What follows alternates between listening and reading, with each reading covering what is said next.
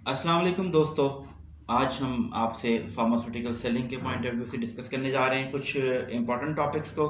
Pharmaceutical जो selling है कोई इतना शॉर्ट टॉपिक नहीं है, ये बहुत बेसिकली ब्रॉडर वे में डिस्कस किया जा सकता है और इसमें 3-3, 4-4, 5-5 दिन की प्रेजेंटेशन चलती है, 5-5 फुल फ्लैश डेज पे हम काम करते हैं। लेकिन हम इस वक्त बिल्कुल शॉर्ट वे में, स्मार्टेस्ट वे में इसको लेके चलेंगे।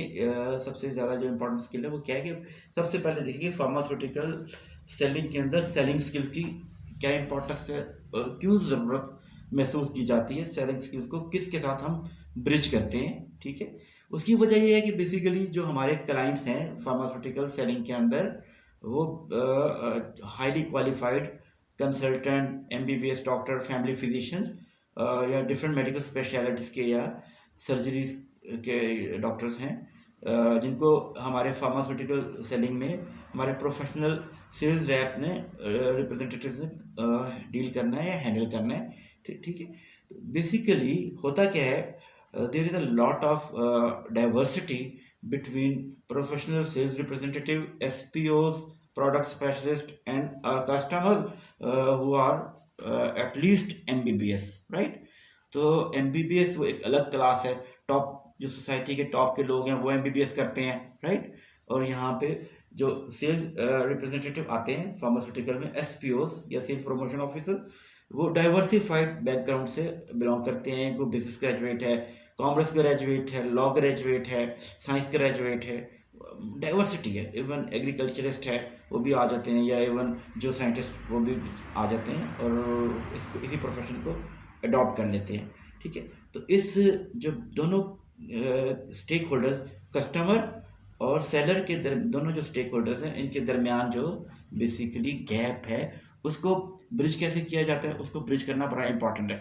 उसको ब्रिज करने के लिए सेलिंग स्किल्स और प्रोडक्ट नॉलेज दोनों को कंबाइन करके यूज़ किया जाता है अपने ऑब्जेक्टिव को अचीव करने के लिए। क्योंकि जो टेक्निकल एनाटॉमी एंड फिजियोलॉजी का जो नॉलेज है या फार्माकोलॉजी का नॉलेज है वो डॉक्टर का एक सेल्स रिप्रेजेंटेटिव से बहुत ज़्यादा है, क्योंकि उसने 5 साल और उसने स्टडी किया, उसके बाद 2-3 ईयर्स हाउस जॉब किया और जॉब कर ली और उसका प्रैक्टिकल एक्सपीरियंस उसका बढ़ता गया। उसके जो क्लिनिकल एक्सपीरियंस था वो भी बड़ा मैटर करता है। उसके साथ जो एक्सपीरियंस डिफरेंट नेटवर्किंग के साथ आते हैं या प्रैक्टिकली। तो कभी भी एक प्रोफेशनल सेल्स रिप्रेजेंटेटिव जो फार्मास्यूटिकल सेल्स सेलर है वो कभी भी मैच नहीं कर सकता क्वालिफिकेशन में अपने डॉक्टर के साथ। ठीक है, उन्हीं को मैच करने के लिए हमने सेलिंग स्किल्स के ऊपर काम किया। सेलिंग स्किल में, फार्मास्यूटिकल सेलिंग स्किल में जो सबसे ज़्यादा इंपॉर्टेंट चीज़ है वो है प्रॉस्पेक्टिंग। ठीक है, प्रॉस्पेक्टिंग के बगैर याद रखें आप फार्मास्यूटिकल सेलिंग में कुछ भी अचीव नहीं कर सकते। प्रॉस्पेक्टिंग आपका रोड मैप है। रोड मैप नहीं होगा तो आपको डायरेक्शन नहीं मिलेगी, आप जा भी नहीं सकेंगे, कोई गोल अचीव ही नहीं कर सकते आप। ठीक है, तो प्रॉस्पेक्टिंग में उसके डिफरेंट स्टेप्स है। प्रॉस्पेक्टिंग से पहले का जो दर्जा है वो सस्पेक्ट है, शक करना। शक से ही आप चलते हैं, शक करते हैं, सस्पेक्ट करते हैं तो आपको रास्ते मिलते हैं। ठीक है, आपको डायरेक्शन मिलती है एम्बिग्यूअस होने के बाद, या शक करने के बाद, या सस्पेक्ट करने के बाद। तो प्रॉस्पेक्टिंग, सस्पेक्ट करने के बाद, शक करने के बाद आप प्रॉस्पेक्टिंग करते हैं। जैसे कि आपने कॉलेज का प्रॉस्पेक्टस लेते हैं तो डिसाइड करते हैं अपने मेरिट को देखते हुए, अपने आप को देखते हुए, अपने अचीवमेंट को देखते हुए कि आपने किस लाइन में जाना है, प्री इंजीनियरिंग में जाना है, प्री मेडिकल में जाना है, या आर्ट्स में जाना है, या आईटी में जाना है। ठीक है, तो एक प्रॉस्पेक्टस से आपको समझ लें प्रॉस्पेक्टिंग। ठीक है, प्रॉस्पेक्टिंग के बाद क्या करते हैं आप, प्रॉस्पेक्टिंग में आप हेल्प लेते हैं केमिस्ट की, डॉक्टर के पीए की, डॉक्टर के बेसिकली एसोसिएट्स की, डिफरेंट स्टाफ की। ठीक है, और डॉक्टर के बिहेवियर को आप असेस कर लेते हैं, एनालाइज कर लेते हैं। उसके बाद आप क्या करते हैं, प्री अप्रोच करते हैं। प्री अप्रोच का स्टेप आता है प्रॉस्पेक्टिंग में। नेक्स्ट स्टेप आता है प्री अप्रोच में आप प्रिपरेशन कर लेते हैं। ठीक है, अब क्योंकि आपने अप्रोच करना है, मिलना है डॉक्टर को, मिलने से पहले ऐसे तो नहीं मुंह उठा के उठाया और मुंह और चले गए किसी बड़े कंसल्टेंट के पास और जाके बैग खोला और लिटरेचर खोला और दिखा दिया उसको, ऐसे भाई सर ये हमारी प्रोडक्ट है, और वापस आके बाहर आके चले गए। जस्ट अ पोस्टमैन कॉल, तो पोस्टमैन कॉल तो नहीं करनी है आपको, तो एक सेट ऑब्जेक्टिव है। अगर आपने इस प्रोफेशन को अडॉप्ट किया तो आपने सक्सेसफुल भी होना है। सक्सेसफुल होने के लिए ज़रूरी है कि प्रिपरेशन, वरना क्या होगा 5 साल 7 साल 10 साल और 20 साल आप फिर सेल्स रिप्रेजेंटेटिव ही रहेंगे और इसी तरह चलते जाएंगे। कैरियर की प्लानिंग आपने नहीं की ना, तो कैरियर की प्लानिंग करने के लिए ज़रूरी है कि आप हर दर्जे पे हर स्टेप को स्टेप बाय स्टेप फॉलो करें। प्री अप्रोच के अंदर प्रिपरेशन की, आप अप्रोच किया, अप्रोच करके डॉक्टर के पास आप डायरेक्ट चले गए। तैयारी करने के बाद, प्रिपरेशन के बाद एडिक्वेट प्रिपरेशन, ऑप्टिमम प्रिपरेशन करने के बाद आपने डॉक्टर को, अपने कंसल्टेंट को उसकी स्पेशलिटी के वाइज अप्रोच किया। अप्रोच करने के दौरान, डॉक्टर के साथ मिलने के दौरान प्रोडक्ट नॉलेज को यूज़ करते हुए, सेलिंग स्किल को यूज़ करते हुए आपने क्या काम करना है, एक्सप्लोर करना है। एक्सप्लोर क्या करना है, क्या एक्सप्लोर करेंगे? एक्सप्लोर जिस काम के लिए है ना भाई, प्रोडक्ट को फिट करना है किसी जगह पे जिसके लिए आप आए हो, तो एक्सप्लोर क्या करना है, नीड असेसमेंट करनी है। अपने क्लाइंट की नीड असेसमेंट करनी है। क्लाइंट की नीड तो वो होगी जो उसके पेशेंट की नीड होगी, ठीक है, लेकिन आप नीड को सॉल्व करने जा रहे हैं, क्लाइंट की प्रॉब्लम को सॉल्व करने जा रहे हैं।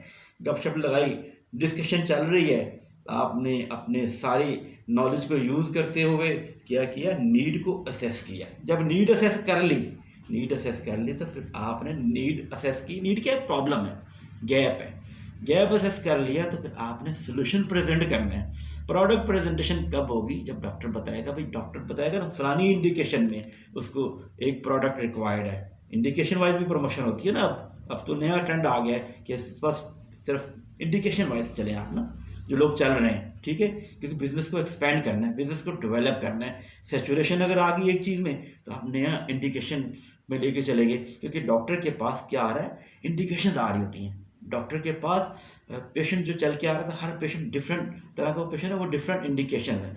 उन इंडिकेशंस को मद्देनज़र रखते हुए आपने क्या करना है, प्रॉब्लम को, नीड असेस जो की है, प्रॉब्लम आइडेंटिफाई की है, तो प्रेजेंट कर देंगे अपनी प्रोडक्ट को। जब प्रोडक्ट को प्रेजेंट करोगे तो ये तो कोई नहीं है ना भाई, T20 की तरह हलवा बॉलर है और आपने बस उसने बॉल की, आपने हर बॉल पे छक्का लगा दिया। छक्का तो लगता नहीं हर जगह पे, ज़िंदगी में भी छक्के कभी लगते हैं ना, हर बार नहीं लगते। T20 में लगती है, छक्का भी लग गया तो आउट भी हो गए, ठीक है। तो अब जब आप प्रेजेंट करेंगे, नीड आइडेंटिफाई कर ली, तो अगला मरला आएगा, क्या कहते हैं, meeting objection. Doctor objection raise करेगा, लेकिन क्योंकि आप स्मार्ट है ना, आप सारी इन्फॉर्मेशन ली, सारी तैयारी की, तो आपको पता था कि एंटीसिपेटेड ऑब्जेक्शन क्या हो सकता है। एंटीसिपेटेड ऑब्जेक्शन की आपने प्रिपरेशन की हुई है, ठीक है। तो डॉक्टर का जो भी ऑब्जेक्शन आया, जो भी उसने ऑब्जेक्शन रेज किया, आपको पहले से अंदाज़ा था कि भाई ये डॉक्टर का बिहेवियर ऐसा है, तो डॉक्टर तो इस तरह के ऑब्जेक्शन रेज करेगा। क्योंकि डॉक्टर की प्रिस्क्रिप्शन हैबिट भी तो आपने चेक की है ना, जो आपका वो था, क्या कहते हैं, केमिस्ट के ज़रिए से, या आपने स्मार्टली अपने जो कोलीग्स हैं दूसरे फार्मास्यूटिकल कंपनीज के, उनसे भी इंफॉर्मेशन आपने गैदर कर ली है, ठीक, इंटेलिजेंस तो ले लिया ना। आप चालाक तो बहुत हैं, ठीक है, तो इन्फॉर्मेशन जो भी चालाक होगा उसके पास इंफॉर्मेशन तो आ जाएगी, ठीक है। मीटिंग ऑब्जेक्शन, अब जब आपने डॉक्टर के ऑब्जेक्शन को हैंडल कर लिया, रिबटल कर लिया, ठीक है, तो उसके बाद क्या करेंगे, आप डॉक्टर से कमिटमेंट लेंगे। कमिटमेंट लेना बहुत इंपॉर्टेंट है। जितना मर्जी आपका अच्छा रिलेशनशिप हो, ठीक है, दोस्ती जारी हो, कमिटमेंट नहीं लेंगे ना तो किसी के ऊपर लायबिलिटी आप नहीं डालेंगे। लायबिलिटी डालना ज़रूरी है, ठीक है, तो इसलिए कमिटमेंट लेना भी ज़रूरी है, क्लोज करना भी ज़रूरी है कॉल को। कमिटमेंट लें, कमिटमेंट लेने के बाद क्या करें, अब वापस आ जाएं, ठीक है। अपना जो है सीडिंग ट्रायल्स हैं या फिजिशियन सैंपल्स हैं वो दिए, डिस्कशन की, कमिटमेंट लेके प्रोडक्ट की उठ के वापस आए। फिर आपने दोबारा फिर अब दोबारा आपने फिर क्या करना है, प्रॉस्पेक्टिंग करनी है, दोबारा इन्हीं सारे स्टेप्स को दोहराना है, रिपीट करना है इन्हीं सारे स्टेप्स को, रिपीट फॉलोअप, जिसको फॉलोअप कहते हैं। आपने जो एफर्ट की है ना, तो आज कॉल की मंडे को, तो बस चुप करके बैठ गए और फिर आएंगे 15 दिन बाद या नेक्स्ट मंडे को आएंगे, उस मंडे के उस पूरे हफ्ते में कुछ नहीं किया, पूरे 15 दिन में कुछ भी नहीं किया, तो आपने सारी एफर्ट वेस्ट कर दी। तो एफर्ट को तो वेस्ट नहीं करना, क्योंकि हर एफर्ट इंटीग्रेटेड है नेक्स्ट एफर्ट के साथ। आपकी नेक्स्ट एफर्ट पिछली एफर्ट के साथ इंटीग्रेटेड है। ये ना जिसको कहते हैं ना, रीच, फ्रीक्वेंसी और इम्पैक्ट, रीच, फ्रीक्वेंसी और इम्पैक्ट, ठीक है ना। तो इन तीनों चीज़ों के अंदर भी ज़रूरी है कि इन तीनों चीज़ों की फ्रीक्वेंसी भी ठीक हो, आपके विजिट की फ्रीक्वेंसी भी ठीक हो, तो फिर आपका रिलेशनशिप अपने कस्टमर के साथ एस्टेब्लिश होगा, कस्टमर आपका डेवलप भी होगा, कस्टमर आपका एक्वायर भी होगा, कस्टमर आपका रिटेन भी होगा। तो यू नो कि हार्वर्ड बिजनेस रिव्यू की एक स्टडी है कि जो नया कस्टमर है उसकी जो कॉस्ट है, कस्टमर को एक्वायर करने की कॉस्ट है, वो मोर देन 17% है। आपके पुराने कस्टमर रिटेन रहे, नए कस्टमर डेवलप होते हैं, तो बिजनेस क्यों नहीं डेवलप करेगा, टेरिटरी क्यों नहीं डेवलप करेगी, ठीक है। तो ये सबसे ज़्यादा इम्पॉर्टेंट चीज़ है कि आप किस तरह करेंगे। अब एक बात बड़ी इंपॉर्टेंट है कि यार जो मैं भी बात कर रहा हूँ, आप जाते हैं पोस्टमैन कॉल करके आ जाते हैं, बस वही रूटीन है, डॉक्टर के साथ यारी दोस्ती है, आगे बस लिख के आगे लिखवा दी। अब एक प्रोडक्ट है जिसके SKUs डिफरेंट हैं, ठीक है, 100 मिलीग्राम है, सपोज एक हाई कॉर्टिसोन में, हाइड्रोकॉर्टिसोन में प्रोडक्ट है 100 मिलीग्राम है, 250 मिलीग्राम है, 500 मिलीग्राम है, डिफरेंट सेगमेंट है, डिफरेंट इंडिकेशन है। 100 मिलीग्राम बेचना आसान है, 250 मिलीग्राम बेचना थोड़ा सा मुश्किल है, लेकिन फिर भी आसान है। 500 मिलीग्राम थोड़ा डिफरेंट टेक्निकल है ना, वो बेचना इतना आसान नहीं है, वो तो आप जनरल फिजिशियन के पास जाके बेच ही नहीं सकते। तो आप 100 पे भी खुश हैं और 250 पे भी खुश हैं, ठीक है, चलो बिक रही है, बिक रही है, बिक रही है, ऐसा नहीं है। ऑर्गेनाइजेशन ने वो प्रोडक्ट भी इस्टेब्लिश किया। अब उस प्रोडक्ट जो बिलो एवरेज सेल हो रही है, उन प्रोडक्ट को भी आपने कहीं ना कहीं लेके जाना है, ठीक है। उन प्रोडक्ट को लेके जाने के लिए आप डिफरेंट स्ट्रेटजी अडॉप्ट करेंगे। आज हम इसमें फ़िलहाल ये इस टॉपिक को हम अपने नेक्स्ट वीडियो में डिस्कस करेंगे। फ़िलहाल तो हम आज रहते हैं प्रॉस्पेक्टिंग के तक ही रहते हैं। सेलिंग स्किल के अंदर सेलिंग स्किल के बहुत सारे स्टेप्स हैं, उनमें से एक स्टेप है प्रॉस्पेक्टिंग, ठीक है, कि सेल्स प्रोसेस कैसे है, फार्मास्यूटिकल सेल्स प्रोसेस के अंदर प्रॉस्पेक्टिंग कैसे करनी है और किस तरह हमने उसको लेके चलना है आगे, step by step, her step की बड़ी डिटेल है, ठीक है।